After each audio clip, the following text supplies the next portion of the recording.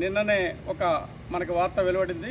AICC నుంచి మన గిడుగు రుద్రరాజు గారు మహారాష్ట్రలో జరుగుతున్న ఎన్నికలకి ఇన్ఛార్జిగా నియమింపజేయటం చాలా సంతోషకరం.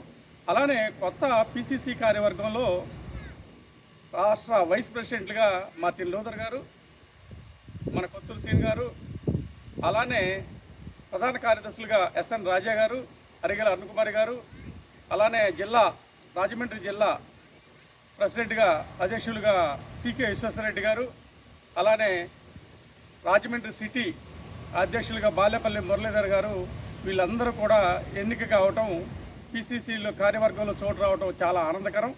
వారికి ప్రత్యేక అభినందనలు, శుభాకాంక్షలు.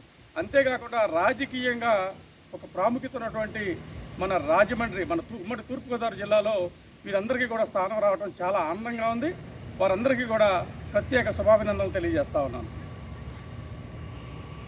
ఇదంతా మనం ఉమ్మడి తూర్పుగోదావరి జిల్లాలో నుంచి ఉన్న వ్యక్తులైతే, అలా కాకుండా మరియు ప్రత్యేకంగా నాకు బాగా పరిచయస్తులు పెద్దలు శ్రీపతి ప్రకాశం గారు ఒక వైస్ ప్రెసిడెంట్గా నియమింపబడటం, అలానే కర్నూలు జిల్లా నుంచి ఒకసారి ఎమ్మెల్యేగా టీడీ బోర్డు మెంబర్గా చేసినటువంటి కొడమూరు కింగ్ అంటారు మురళి గారు కూడా నాకు బాగా పరిచయస్తులు.